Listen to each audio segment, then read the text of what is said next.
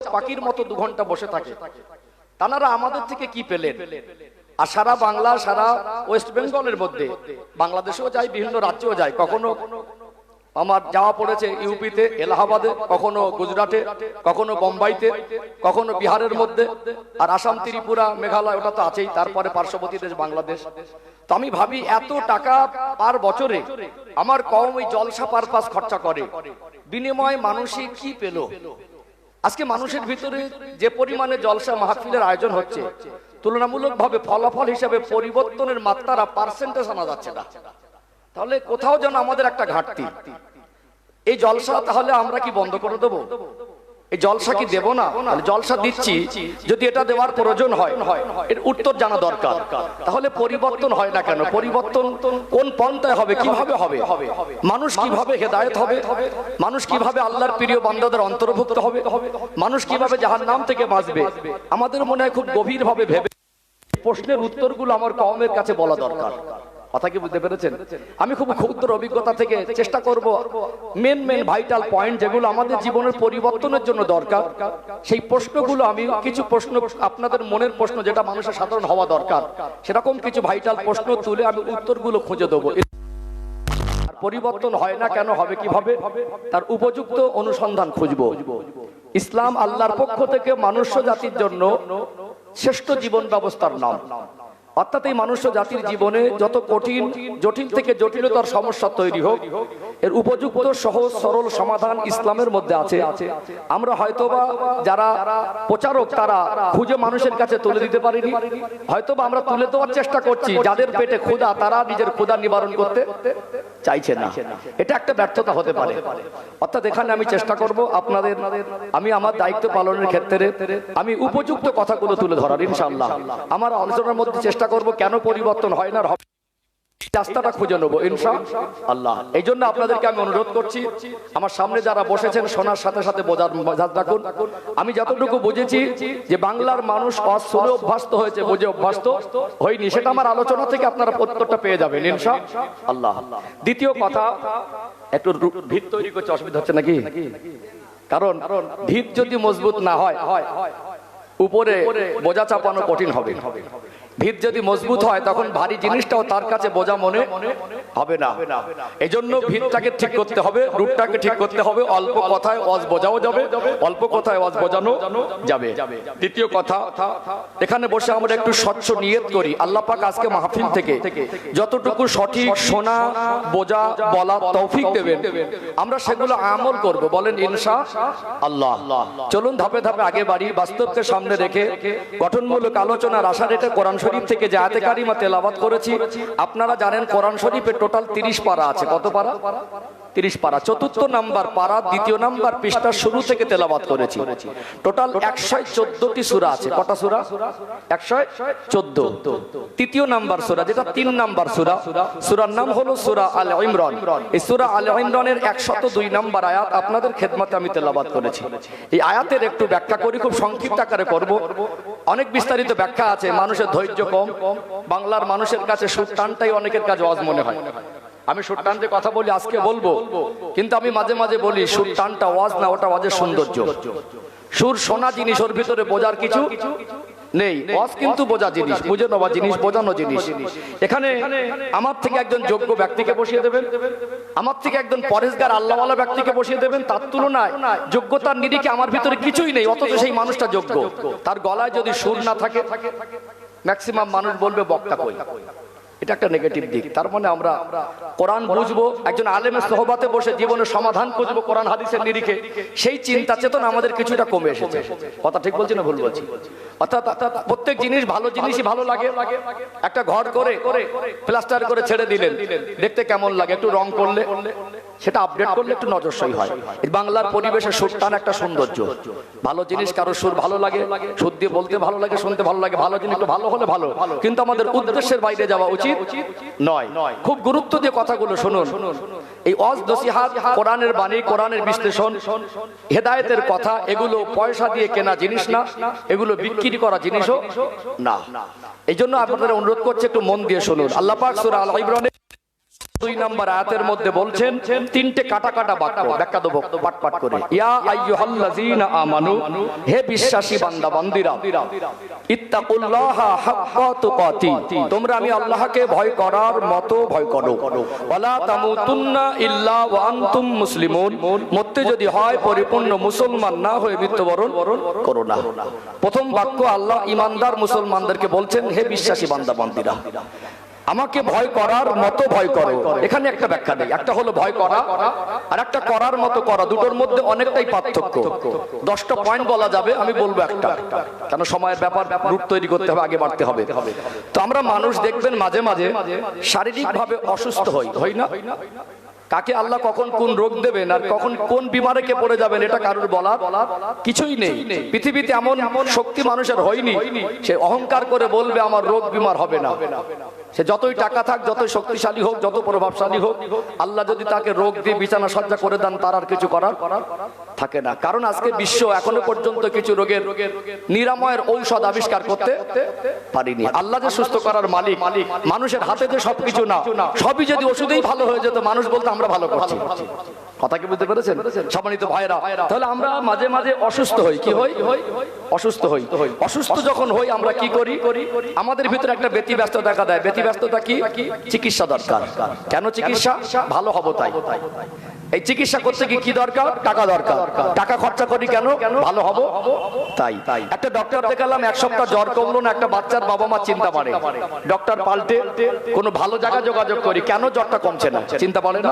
তাহলে আমাদের টার্গেট থাকে, আমাদের পেরেশানি থাকে, আমাদের চিন্তা থাকে, আমরা কিভাবে সুস্থতা অবলম্বন করব। 1 সপ্তাহ যদি মাথার যন্ত্রণা না কমে, পেটের মধ্যে জ্বালা যন্ত্রণা না কমে, চিন্তা বাড়ে না কমে? এর জন্য মানুষ বিদেশে যায়, এর জন্য মানুষ জমি বিক্রি করে, চিকিৎসার জন্য মানুষ মানুষের কাছে ভিক্ষা করে না? তাহলে আমাদের কোনো কঠিন রোগ হলে আমরা ভালো হওয়ার জন্য চেষ্টার কোনো ত্রুটি রাখিনি। শরীর খারাপ হলে ভালো হওয়ার জন্য ব্যতিব্যস্ততা আছে, আপ্রাণ চেষ্টা আছে। যখন আমাদের ঈমান আমল খারাপ হয়ে যায়, মনুষ্যত্ব খারাপ হয়ে যায়, চরিত্র খারাপ হয়ে যায়, আখলাক খারাপ হয়ে যায়, নীতি নৈতিকতা আদর্শ খারাপ হয়ে যায়, সেখানে আমাদের ভালো হওয়ার পরিবর্তনের কোনো চেতনা দেখতে পাওয়া যায় না। 1 বছর ধরে বেনামাজি, 1 মাস 1 সপ্তাহ ধরে বেনামাজি, একবারও তার মনে পড়লো যে আমার নামাজি হওয়া দরকার। অথচ 1 সপ্তাহ যদি মাথার যন্ত্রণা না কমতো, কয়েক হাজার বার মনে করতো কখন আমার কমবে আর কখন আমি ভালো হব। আসলে আল্লাহর ভয় এমন একটা দামি জিনিস, যার অন্তরে আল্লাহর ভয়ের পরিমাণ যত বেশি, তার জীবনটা গোনা থেকে তত পবিত্র হবে। সেই জন্য আমরা ভালো মানুষ হতে গেলে আমাদের জীবনে যে সম্পদ দরকার সেটা হলো আল্লাহর ভয়। কথা কি বুঝতে পেরেছেন? মানে আমাদের জীবনে ওষুধ খাচ্ছি তো খেয়েই যাচ্ছি, উস্কাচ্ছি তো খেয়েই যাচ্ছি, নামাজ ছেড়ে দিচ্ছি তো দিয়েই যাচ্ছি, পর্দা করছি না তো করছি না। এই যে পরিবর্তনের চেতনা নেই, পরিবর্তনের আগ্রহ নেই, পরিবর্তনের ব্যতিব্যস্ততা নেই, এর মূল কারণ আমরা আল্লাহকে ভয় করার মতো ভয় করতে পারি না। এই জন্য আল্লাহ পাক বলছেন আমাকে ভয় করার মতো ভয় করো। মাথা ঢুকছে তো? ঢুকছে তো? তাড়াহুড়ো লাগছে নাকি? এগুলো ঠেলে নিয়ে যাওয়া জিনিস না, বোঝানোর জন্য শেষ বাক্যটা একটু ক্লিয়ার করি। আল্লাহ বলছেন ওয়ালা তামুতুন্না ইল্লা ওয়া আনতুম মুসলিমুন, মরতে যদি হয় পরিপূর্ণ মুসলমান না হয়ে মৃত্যুবরণ করো না। এখানে আমরা যারা বসেছি টুপি মাথাতে সবাই কিন্তু মুসলমান, ঠিক না ভুল? মুসলমান তো। আর আল্লাহ বলছেন পরিপূর্ণ মুসলমান না হয়ে মৃত্যুবরণ করো না। আর খুব ভালো করে খেয়াল করুন, যেদিন থেকে আমরা বুঝতে শিখেছি, আমার মনে হয় মুসলমান শব্দটা আমাদের কানে কয়েক হাজার বার গেছে না? আর আমি যে মুসলমান, এই ভাবনাটা আমার মধ্যে কয়েক হাজার বার জাগ্রত হয় কি হয় না? এখন এই মুসলমান পরিপূর্ণ হতে গেলে মুসলমান শব্দের সঠিক একটা অর্থ জানা দরকার আছে না নেই? আপনাদের কি মনে হয় মুসলমান শব্দের সঠিক অর্থ আমরা কজন জানি? আজকে সব মানুষের 440 ভোল্টেজ, মানুষ পণ্ডিত মহাজ্ঞানী মনে করে আমি যা জানি অন্য কেউ তা জানে না। এখন আপনার আমার গ্রামে কাউকে আঘাত দেবো, আক্রমণ করে আমি অভ্যস্ত না। এখানে মানুষকে শরিয়াতের কথাকে বিশ্লেষণ করে তার অনুতপ্ত তার ভিতরে তৈরি করা, তার ভিতরে পরিবর্তনের চেতনা বৃদ্ধি করা, এটা আলেমদের দায়িত্ব। কারণ আমরা সবাই মানুষ, আল্লাহ কাকে হেদায়েত দিয়ে পবিত্র করে কাছে টানবেন আল্লাহ ভালো জানেন, কে কখন পরিবর্তন হবে আর কে ভালো থেকে খারাপ হয়ে যাবে এটা আমাদের কারোর আয়ত্তে জানা নেই। এখানে আসা বসার উদ্দেশ্য, দেখবেন একটা গাছের চারা, একটা ভালো দামি ফুল গাছ বা ফলের গাছ যদি ছাদে চাষ করেন বা একটা জায়গায় রেখে দেন শুকনো জায়গায়, দীর্ঘদিন তাতে যদি পানি না দেওয়া হয়, ওই সতেজ চারাটা আস্তে আস্তে নিস্তেজের পথে মরে যাবার পথে চলে যায়।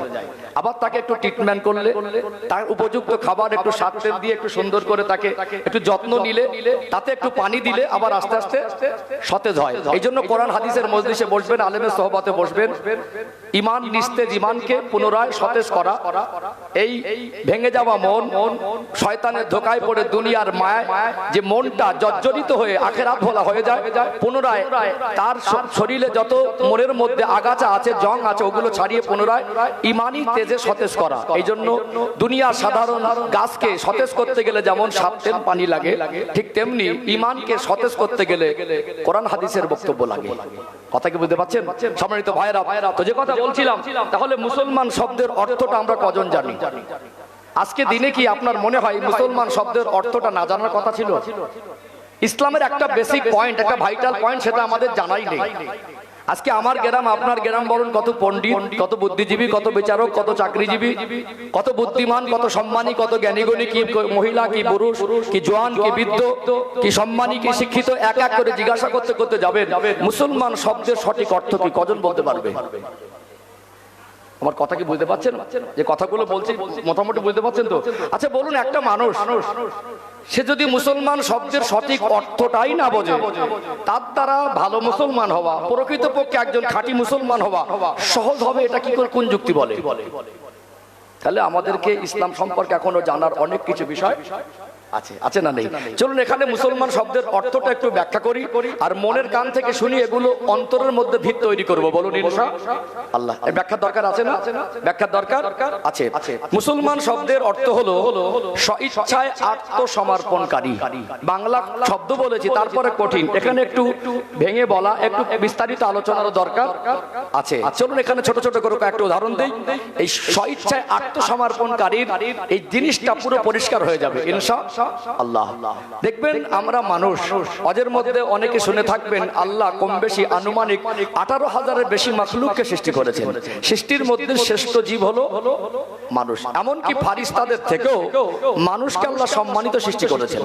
তাহলে আমরা হলাম সৃষ্টির শ্রেষ্ঠ। আমরা সৃষ্টির শ্রেষ্ঠ। আল্লাহ আমাদের ভিতরে কিছু শ্রেষ্ঠ বৈশিষ্ট্য দিয়েছেন। একটা হলো জীব, আর একটা হলো জড়। যারা শিক্ষিত মানুষ সহজে বুঝতে পারবেন। একটা মাটির ঢেলা জড় পদার্থ, একটা ইট ভাঙা পাথর ভাঙা জড় পদার্থ, একটা শুকনো কাঠ ভাঙা জড় পদার্থ, একটা প্লাস্টিক ভাঙা টুকরা, ওটা জড় পদার্থ, ওর ভিতরে জীবন নেই। অর্থাৎ ওখানে পড়ে থাকবে তো 10 বছর পরেই থাকবে। কিন্তু আমরা জড় পদার্থের মতো নয়, আমাদের জীবনটা স্থিতিশীল নয়। আল্লাহ আমাদের যে বৈশিষ্ট্য দিয়েছেন, আমাদের চলতে হয়, আমাদের বলতে হয়, আমাদের সিদ্ধান্ত নিতে হয়, আমাদের খেতে হয়, দুনিয়া আমাদের কোথাও এক জায়গা থেকে আরেক জায়গায় যেতে হয়। তাহলে আমাদের জীবনটা স্থিতিশীল, জড় পদার্থের মতো এক জায়গায় পড়ে থাকে না। সৃষ্টির শ্রেষ্ঠ হয়ে বলতে পারি বলে যা ইচ্ছা তাই বলবো, ক্ষমতা আছে বলে যাকে ইচ্ছা, যাকে মানে ইচ্ছা যদি হয় যাকে তাকে যা ইচ্ছা তাই বলে দেবো, এটা নয়। করতে পারি বলে যা ইচ্ছা তাই করব, খেতে পারি বলে যা ইচ্ছা তাই খাবো। আল্লাহ সিদ্ধান্ত নেওয়ার ক্ষমতা দিয়েছেন বলে ক্ষমতাকে অপব্যবহার করে একটা অন্যায় সিদ্ধান্ত নেব, অমানবিক সিদ্ধান্ত নেব, এটা নয়। ইচ্ছা শক্তি, যেটা দিয়ে আমরা নিজের সিদ্ধান্ত করি, যেগুলো আমাদের জীবনের উদ্দেশ্যকে বাস্তবায়নের পথে যায়, এই ইচ্ছাকে নিজের আয়ত্তে না রেখে রবের কাছে আত্মসমর্পণ করে দেওয়া। আমার ইচ্ছার উপরে আমার আর কোনো ব্যক্তিগত স্বাধীনতা থাকবে না, পুরো অধিকারটা আমার রবের উপরে দিয়ে দেওয়া। খুব সহজভাবে আর একটা উদাহরণ দেই। আমরা যখন জমি বিক্রি করে দেই, গাড়ি বাড়ি বিক্রি করে দেই, কোনো জিনিস বিক্রি করে দিলে ওই বিক্রি করা জিনিসে আমাদের আর কি কোনো অধিকার থাকে? অধিকার থাকে না। বিনিময়ে আমরা কি পাই? টাকা পাই। বিনিময়ে আমরা টাকা পাই। কিন্তু আমরা আমাদের ইচ্ছাকে যদি রবের কাছে বিক্রি করতে পারি, তাহলে বিনিময়ে আমার রব আমাদের জন্য আল্লাহর জান্নাতের 8টা দরওয়াজাকে উন্মুক্ত করে দেবেন। জোরে বলুন সুবহানাল্লাহ।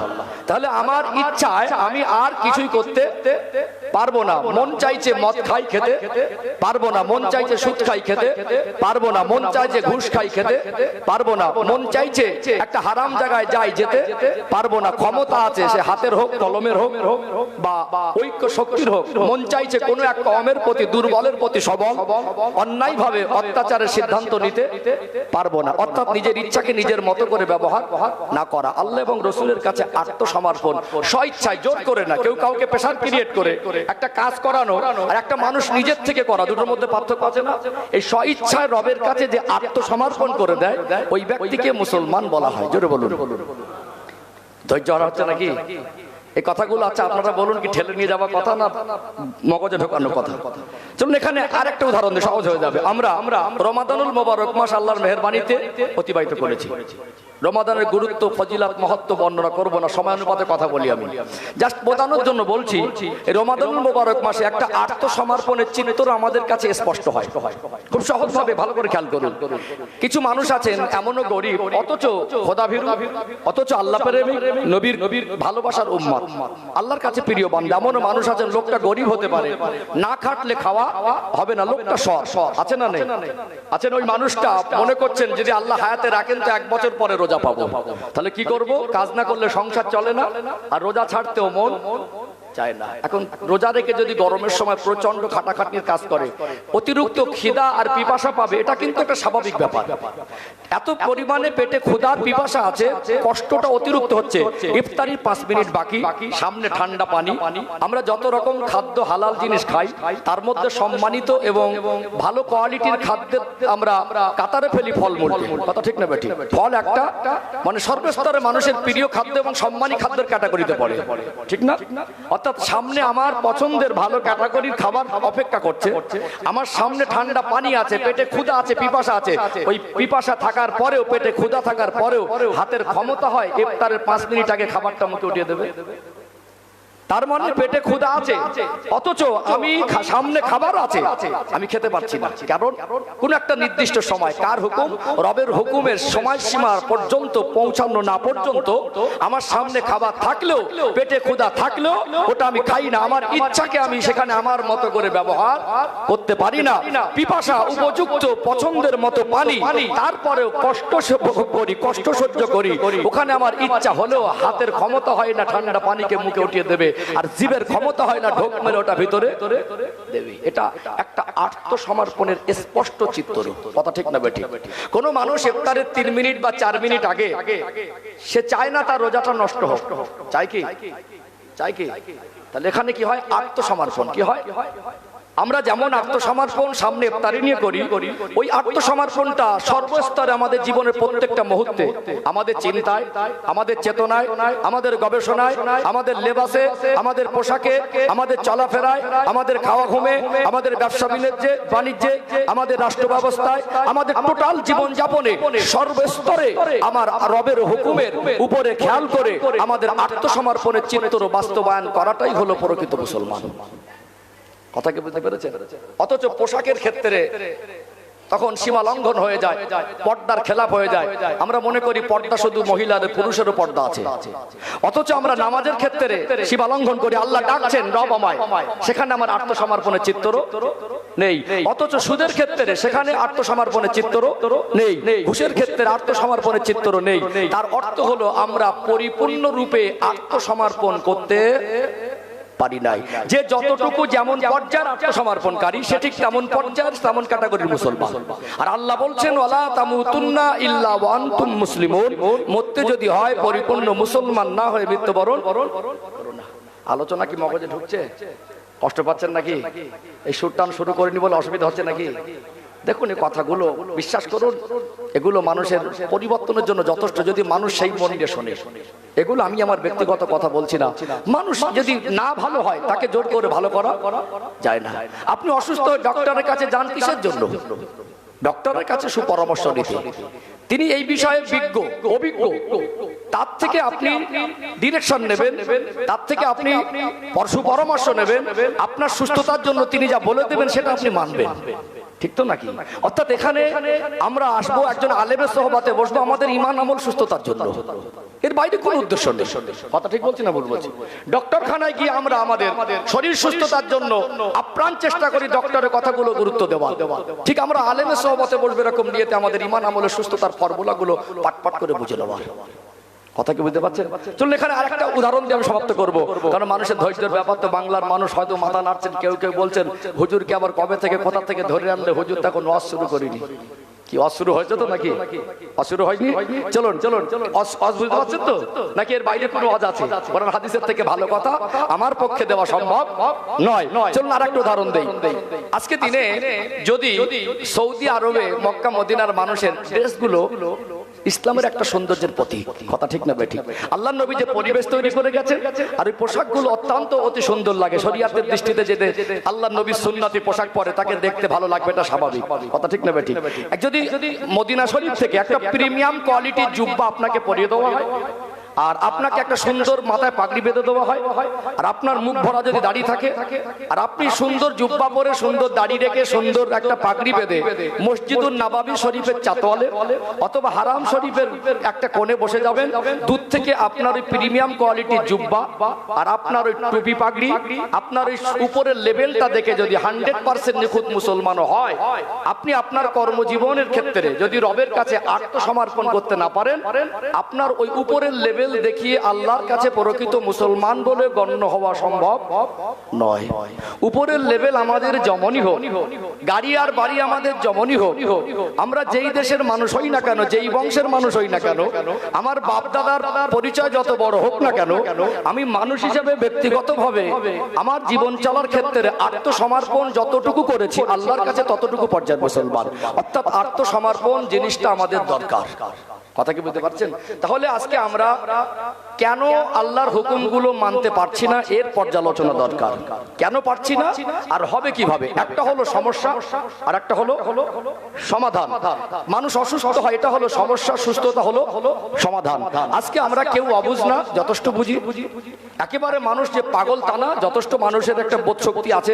তারপরেও আজকে 2025 সালে মানুষ বলছে আমরা আপডেট হয়েছি, মানুষ বলছে আমরা উন্নত হয়েছি, মানুষ বলছে আমরা টেকনোলজি ব্যবহার করছি, মানুষ বলছে আগের মতো মানুষ আর বোকা নেই, মানুষ বলছে আজকে দিনে শিক্ষার হার বেড়েছে।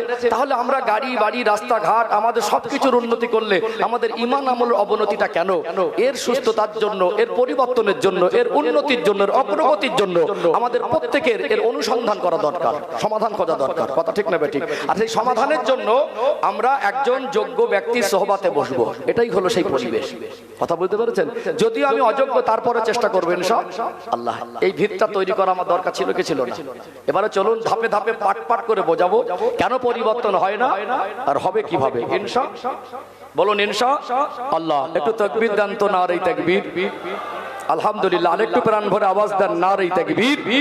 সিলসিলা হক মুজাদ্দিদ জামান, নারে তাকবীর। মাশাআল্লাহ, যথেষ্ট সহযোগিতা করেছেন, এইটুকু আমার কাছে সান্ত্বনা। কারণ এই জিনিসগুলো আমি যদি আপনার কাছে প্রকাশ করতে না পারি, পৌঁছে দিতে না পারি, আমার ভিতরে পেরেশানি কমবে না। কেন এখানে বসেছি, আল্লাহ আমাকে একটা মহান দায়িত্ব দিয়েছেন। এই দায়িত্বটা অনেক বড় দায়িত্ব। কথা বুঝতে পেরেছেন? চলুন ধাপে ধাপে আগে বাড়ি ইনশাআল্লাহ। সোনার মানিকেরা, নওজোয়ান তরুণেরা, ও মেদিনীপুর জেলা সোনার মায়েরা, যুবকেরা, আব্বারা মায়েরা, আল্লাহ পাক পবিত্র কালাম কোরআনুল কারীমে সূরা আলে ইমরানের 102 নম্বর আয়াতের ভিতরে স্পষ্ট করে জানিয়ে দিলেন, ইয়া আইয়ুহাল্লাযীনা আমানু, হে বিশ্বাসী বান্দা বান্দীরা, ইত্তাকুল্লাহা হাক্কা তুকাতি, তোমরা আমি আল্লাহকে ভয় করার মতো ভয় করো, ওয়ালা তামুতুন্না ইল্লা ওয়া আনতুম মুসলিমুন। ওরে আমার বান্দা বান্দী, মরতে যদি ভয়, পরিপূর্ণ মুসলমান না হয়ে মৃত্যুবরণ করো না। পরিপূর্ণ মুসলমান হতে গেলে নিজের ইচ্ছা মতো জীবন যাপন করা যাবে না। মুসলমান শব্দের অর্থ হলো আত্মসমর্পণকারী। আমার আপনার নিজের ইচ্ছাকে যদি নিজের স্বাধীনে না রেখে, নিজের অধীনে না রেখে আমার রবের কাছে যদি সমর্পণ করে দিতে পারি, আমার রবের কাছে যদি বিক্রি করে দিতে পারি, বিনিময় আমাদের রব বিনিময় আমার আল্লাহ আমার আপনার জন্য আল্লাহ জান্নাতের 8টা দরওয়াজাকে আমার আল্লাহ উন্মুক্ত করে দেবে। আরো জোরে বলুন ও ভাইজানেরা, মেদিনীপুর জেলার সোনার মানিক যুবকেরা, আব্বারা মায়েরা, কোরআনুল কারীম খুলবেন 28 নম্বর পারা 19 নম্বর পৃষ্ঠার মিডল পয়েন্টের নিচে আয়াত পাবেন সূরা আত-তাহরিমের 6 নম্বর আয়াত। আল্লাহ দয়াময় জানিয়ে দিলেন, ইয়া আইয়ুহাল্লাযীনা আমানু, হে বিশ্বাসী বান্দা বান্দিরা, কু আনফুসাকুম ওয়া আহলিকুম নারা, জাহান্নামের আগুন থেকে নিজে বাঁচো, আহল পরিবার বর্গকে বাঁচাও। আমি জানি আপনারা একাধিক মাস শুনেছেন, তথাপি আপনাদের কাছে একটু ব্যাখ্যা দেওয়ার প্রয়োজন আছে। এটা আমি বোঝাতে চাইছি, আল্লাহ পাক তিনি যদি জাহান্নামের আগুন থেকে বাঁচতে বলেন, কোন কাজ করলে নেকি হয়, কোন কাজ করলে গুনাহ হয়, কোন কাজে আল্লাহ অসন্তুষ্ট হয়, কোন কাজে আল্লাহ নারাজ হয়, কোনটা নেকি কোনটা গুনাহ, কোনটা হারাম কোনটা হালাল, কোনটা করণীয় কোনটা বর্জনীয়, এটা আমরা সবাই জানি কি জানি না? সবাই জানি না?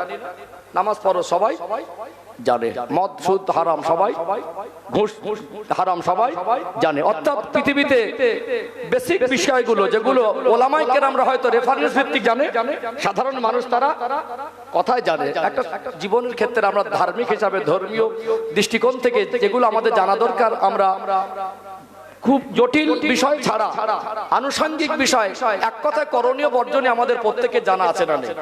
খুব কম বিষয় আমাদের সামনে আসে যেগুলোর ক্ষেত্রে আমাদের ভিতরে একটা জটিলতা তৈরি হয়। যেমন তালাকের বিষয়, যেমন নামাজ ফরজ জানি, কিন্তু নামাজ পড়তে গিয়ে কখনো কোন একটা মাসালা এসে যায়, এইভাবে একটা ভুল আমি নামাজের মধ্যে করে ফেলেছি, তার সমাধান কি? তখন আলেমরা সমাধান দেয়।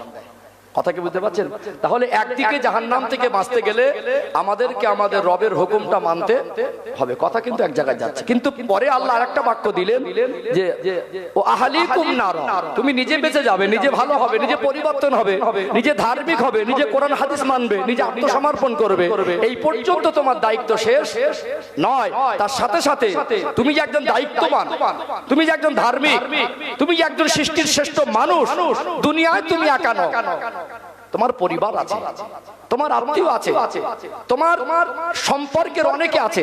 অর্থাৎ তুমি একজন দায়িত্ববান মানুষ হিসেবে যারা তোমার আহালের অন্তর্ভুক্ত, তাদেরকেও জাহান্নামের আগুন থেকে বাঁচানোর জন্য তোমার উপরে যথেষ্ট দায়িত্ব আছে। আমরা ভালো হয়ে যাব এই পর্যন্ত দায়িত্ব শেষ নয়। তারপরে জাহান্নামের আগুন থেকে বাঁচতে গেলে আমি যদিও ভালো আর পরিবর্তন হয়ে যাই, আমাদের আহাল, আমাদের সন্তান, আমাদের পরিবার, আমাদের প্রতিবেশী, আমার কওমের জন্য আমার কিঞ্চিত যদি চেষ্টা না থাকে, একটা সময় আমি ভালো হয়েও আমার সন্তান আমাকে জাহান্নামে টেনে নিয়ে যাবে।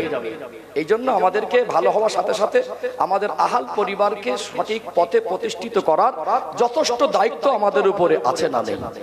আছে না নেই? ও ভাইজানেরা, মেদিনীপুর জেলার সোনার মানিক যুবকেরা, আব্বারা মায়েরা, আল্লাহ পাক দুনিয়া জমিনে আমাকে আপনাকে পাঠালেন। আমরা সবাই জানি এই দুনিয়াটা হলো অস্থায়ী জীবন, 2 दिन का मेहमान खाना, रब जब बुलाएगा सब कुछ छोड़ के जाना पड़ेगा। বাড়ি গাড়ি আমার মনে হলো, বিবি বাচ্চা আমার মনে হলো, বন্ধু বান্ধব আমার মনে হলো, ওই চাকরি ডিগ্রি যতই আমার মনে হোক, মাল সম্পদ যতটাই জড়ো করি, চোখ বন্ধ হয়ে গেলে আমার বলে আর তেমন কিছু পাবেন না। জীবনে যেটা করেছি, জীবনে যেটা করছি, জীবনে আল্লাহ যতদিন হায়াতে রাখবেন যেটা করব, এই পর্যন্ত শেষ নয়। আমাদের জীবনকে আমার আল্লাহ প্রত্যেকটা মুহূর্ত তিনি রেকর্ড করছেন কি করেন না? আল্লাহ দয়াময় কোরআনুল কারীমে জানিয়ে দিলেন, ওয়ালা তাজিরু ওয়াজিরাতু বিজরা উখরা, ওরে আমার বান্দা বান্দি, তুমি যা অর্জন করছো তোমার আমল নামার বোঝা হতে পারে সে নেকি আর গুনাহ। তুমি জীবনে যা করেছো তোমার ওই বোঝাটা দুনিয়ার অন্য কেউ বহন করবে না। যতই গুনাহ করি না কেন, নিজের গুনার বোঝা নিজে বহন করে আমার রবের সামনে প্রত্যেককে একদিন দাঁড়াতে হবে কি হবে না? চলেই যদি যেতে হয়, হিসাব যদি দিতে হয়, এই জীবনের হিসাব যদি আমার আল্লাহ তিল তিল করে বুঝে নেন, এই জীবনের হিসাব নিকাশ করে যদি আল্লাহ জান্নাত আর জাহান্নাম নির্ভর করেন, আল্লাহ জান্নাত আর জাহান্নাম নির্ধারণ করেন, আমলের উপরে যদি জান্নাত আর জাহান্নাম নির্ভর হয়, বলুন তো দেখি এই জীবন পরিবর্তন দরকার আছে না নেই?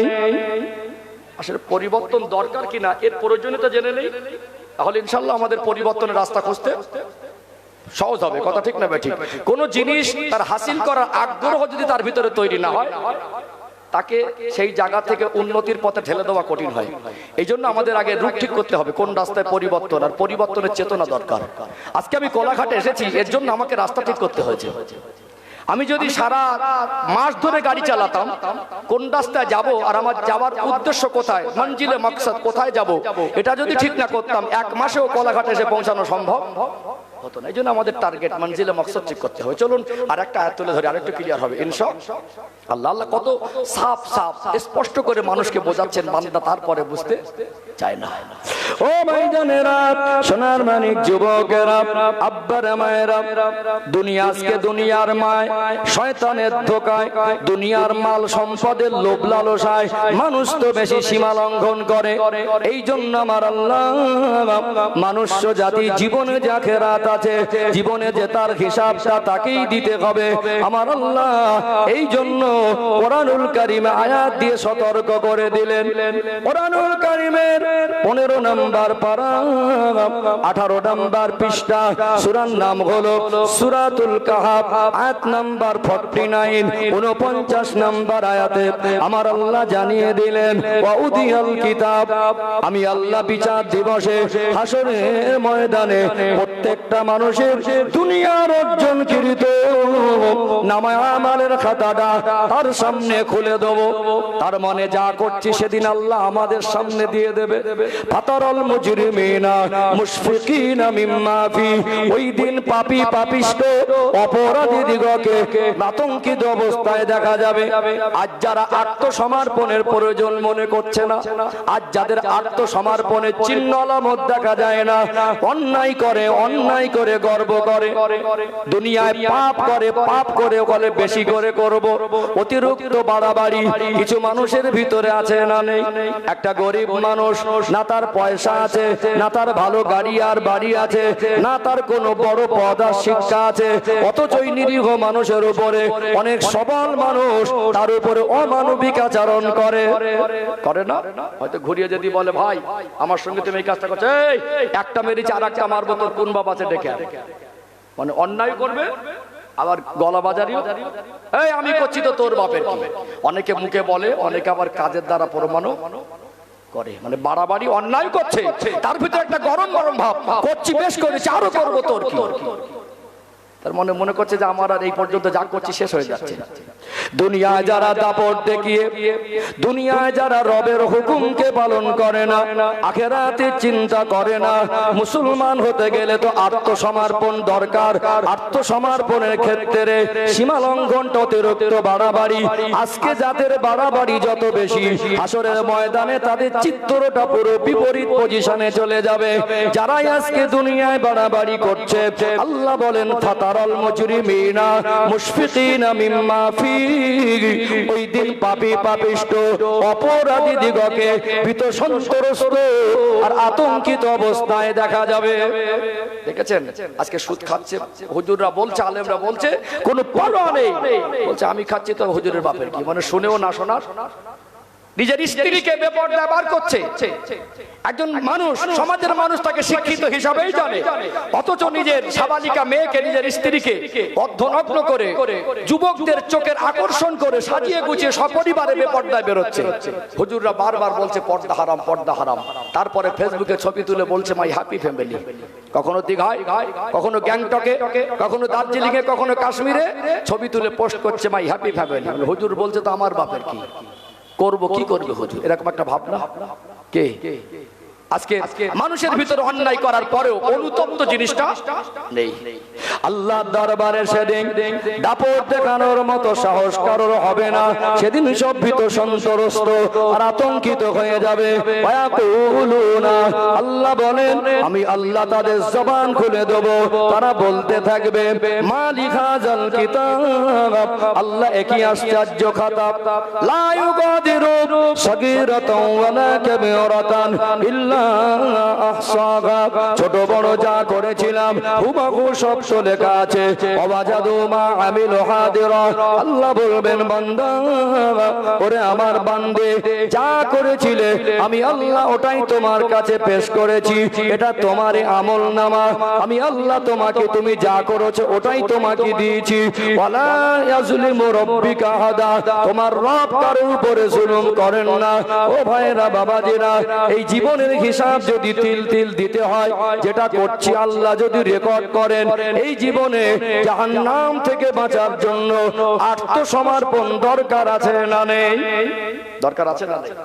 দুনিয়ায় কিছু মানুষ দেখবেন চিটিং বাজ, মানে একটা কাজ করে বলে করিনি। মানুষ, কিছু মানুষ এত বাড়াবাড়ি, এত জঘন্য, সেদিন হাসরের ময়দানে রব যখন আমলনামা পেশ করে দেবে, রবের সামনে, আল্লাহর সামনে সেদিন কেউ কেউ বলবে যে আল্লাহ এই গুনাহগুলো আমি করিনি।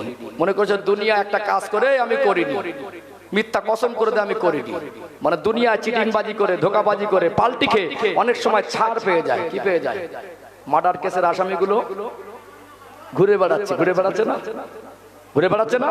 একটা অন্যায় করছে, আপনার সামনে ভালো সেদে, পিছন থেকে আপনারই ক্ষতি সাধন করছে, আবার আপনি সন্দেহ করবেন বলে আপনার কাছে ভালো হচ্ছে, আপনার কাছে সাধু সেজে থাকে না, আমি আপনার কোনোদিন দুশমন হতে পারিনি। অনেক সময় মানুষ বিভিন্ন কৌশল অবলম্বন করে, একটা কাজ করেও অস্বীকার করার চেষ্টা করে কি করে না। আল্লাহ জানিয়ে দিলেন সেদিন যদি কিছু বান্দা বান্দে নামায় আমাল পেয়ে সেদিন জাহান্নামার ভয়ে বলবে আল্লাহ এগুলো আমি করিনি, সেদিনও চিটিংবাজির আশ্রয় নিতে যাবে। কোরআনুল কারীমে একটি সূরা আছে, ওই সূরাটার নাম হলো সূরা ইয়াসিন। এটা আপনারা সবাই জানেন। সূরা ইয়াসিনকে কোরআন শরীফের দিল বলা হয়েছে। ওই সূরা ইয়াসিনের একটি আয়াত আল্লাহ জানিয়ে দিলেন আল ইয়াউমা নাখতিমু আলা আফওয়াহিহিম ওয়া তুকাল্লিমুনা আইদিহিম ওয়া তাশহাদু আরজুলুহুম বিমা কানু ইয়াকসিবুন। ও ভাইরা বাবাজিরা, সেদিন আমার আল্লাহ বলবেন আল ইয়াউমা নাখতিমু আলা আফওয়াহিহিম, আল্লাহ তার বান্দা বান্দির জবানে মোহর মেরে দেবে, জবানে তালা বন্ধ, জবানটাকে কথা বলার শক্তিকে ছিনিয়ে নেবে, জবানটা বন্ধ করে দেবে। ওয়াতুকাল্লিমুনা আইদিহিম, যে হাতটাকে নিজের হাত মনে করতাম, যে হাতে কেটে গেলে নিজের ব্যথা লাগতো, এটা আমার হাত, সেই দিন আমার আপনার হাত আমার বিরুদ্ধে সাক্ষী দেবে। ওয়াতাশহাদু আরজুলুহুম বিমা কানু ইয়াকসিবুন, সেদিন মানুষের হাত পা সেদিন মানুষের বিরুদ্ধে গুনার সাক্ষী হয়ে দাঁড়াবে। বলুন তো দেখি, এই জীবনের শরীরের অঙ্গ প্রত্যঙ্গ যদি সেদিন নিজের না হয়, সেই কঠিন দিনে নাজাত পাওয়ার জন্য এই জীবন পরিবর্তন দরকার আছে না নেই? আছে না? আমরা বোঝাতে চাইছি তাহলে আমাদের নাজাত যদি পেতে হয়, জাহান্নাম থেকে যদি বাঁচতে হয়, আল্লাহর হুকুম আর নবীর তরিকা মানা ছাড়া, ভালো হওয়া ছাড়া কোনো বিকল্প রাস্তা। তাহলে আমাদের এখানে এখন কি দরকার? ভালো হওয়া দরকার। কি দরকার? ভালো হওয়া দরকার। আল্লাহর আদেশ নিষেধ আমাদের জন্য আল্লাহ যা দিয়েছেন, আমরা কেন করি না, এই প্রশ্নটার উত্তর খোঁজার চেষ্টা করি। আমরা কেন করি না? একটা কাজ মানুষ কেন করে না, তার তো কারণ জানা দরকার নাকি? আপনি আপনার 20 বছরের একটা ছেলেকে একটা কাজ দিলেন, আপনি ব্যবসায়ী মানুষ, কোথাও চলে গেলেন, বাড়ি এসে দেখলেন ছেলেটা কাজ করলো না, তাহলে কেন করলো না? নিশ্চয়ই তার কারণটা খতিয়ে দেখতে হবে। আজকে আমরা অধিকাংশ মানুষ আল্লাহর আদেশ নিষেধ, নবীর সুন্নাত তরিকা মেনে চলার ক্ষেত্রে গাফিল। কিন্তু কেন এই গাফিলতিটা? কেন আমরা কেন আমল করছি না? এই কেন কথার উত্তরটাকে স্পষ্ট হতে হবে। কথা ঠিক বলছি না ভুল বলছি? কেন কথার উত্তরটা স্পষ্ট হতে হবে। একটা মানুষ সাধারণত একটা কাজ করে না, তার প্রাথমিক বড় বড় দুটো কারণ। কটা কারণ? বড় বড় প্রাথমিক দুটো কারণ। এক নাম্বার কারণ হতে পারে ওই মানুষটা ওই কাজের যোগ্য না। ওই কাজটা তার মানে দক্ষতার আন্ডারে নেই, কাজটা সে করতেই পারে না। এখন যদি একটা সাধারণ মানুষকে বলা হয় আপনি বিমান চালান, সে পারবে? কথা মনে বুঝতে পারছেন না? একটা মানুষ, সেই মানুষটা কোনোদিন ফোর হুইলার গাড়িতেই বসিনি, তাকে যদি বলে একটা 4 চাকা চালাও, সে চালাতে পারবে? তাহলে চালাতে পারবে না, তার কারণ কি? ওই কাজটা সে জানে না। দ্বিতীয়ত আরেকটা কারণ, যে কাজটা মানুষ করে না তার ক্ষমতার বাইরে, ক্ষমতায় কুলায় না। তাই আমার ক্ষমতার সাধ্যের বাইরে যদি আমাকে কিছু দেওয়া হয় সেটা আমি পারবো না। সাধারণত আমরা 20-30 কিলো, 40 কিলো, 50 কিলো একটা বোঝা বহন করতে পারি। যারা অভ্যস্ত, যারা একটু বেশি কষ্টের কাজ করেন, তারা একটু বেশি পারবেন। একটা মানুষের পক্ষে 1000 কিলো 1 টন, নাকি 1000 কিলো 1 টন? তো 1000 কিলো 1 টন মাল তার মাথায় নিয়ে চলা সম্ভব নয়। যদি অতটুকু বোঝা তাকে দেওয়া হয়, সেটা হবে তার সাধ্যের। ভাই বোনের উপরে, জনম দুঃখিনী মা আমার বাবার উপরে যদি এত দয়া মায়া হয়, এত 1 ভাগ নিয়ে আল্লাহ সমস্ত মখলুককে দিলেন, নিশ্চয় আমার রবের কাছে 99 ভাগ মায়া আছে। তাহলে আমার আল্লাহ, আমরা মানুষ। এবার আসলে একটু উদাহরণ দেই। এখন ছোট ছোট বাচ্চা আমাদের বাড়িতে মাঝে মাঝে বাবার সঙ্গে বাজারে যাওয়ার জন্য জেদ করে না? 10 বছরের একটা বাচ্চা খুব চালাক, আর জেদটা বেশি। আব্বা বাজারে যাবে, সেই দিন জেদ ধরেছে, বায়না ধরেছে আমি যাব, এত জোরে কিলেন 25 কিলো প্যাকেট। এখন যে বাচ্চাটা খুব জেদ করছিল আমি যাব, আপনার সাথে আছে, আপনি বাবা হয়ে ওই 10 বছরের বাচ্চার মাথায় 25 কিলো চালের বস্তা তুলে দিতে পারবেন? আমার কথা কি বুঝতে পারছেন? আর যদিও আপনি দেন, ও কি আনতে পারবে? তাহলে বাবা হয়ে সামান্য খুব সহজে একটা সময় হয়তো অতিরিক্ত সীমালঙ্ঘনের কারণে বাবা মা সন্তানের বিরুদ্ধে যায়। সাধারণত বাবা মা অতি সহজে সন্তানের বিরুদ্ধে চারণ করে না। কথা ঠিক না বেঠিক? কিন্তু আপনি বাজারে গেলেন, আপনার বাড়ির থেকে বেরিয়ে আব্বার মুখের দিকে তাকিয়ে বললো, আব্বা জান এটা আমি নিয়ে যেতে পারবো না। আব্বা কি বুঝবে? আব্বা কি বুঝবে? সত্যি পারবে না, না বদমাইশি? সত্যি পারবে না, না বদমাইশি? এতে কোনো সন্দেহের অবকাশ আছে? এটা ধোঁকা দেওয়ার জায়গা নয়। আমি এসেছি, এই জায়গাটা হলো আমানত, এটা দায়িত্ব।